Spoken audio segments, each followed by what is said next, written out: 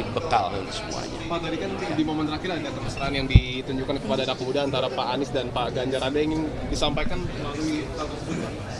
Memang kita berteman lama dari zaman kuliah. Artinya tetap damai ya Pak? Iyalah.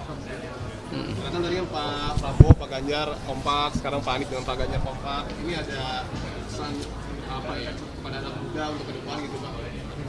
Iya. Dalam memilih.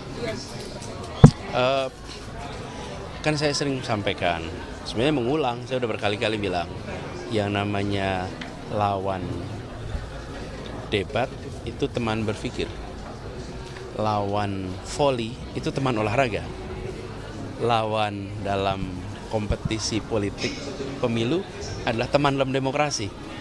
Jadi biasa saja, ini adalah sebuah kegiatan untuk memberikan manfaat yang besar buat masyarakat dan tetap berteman. Gitu ya? Isu lain Pak, Bro. kemarin tim Yang dari stadion penolak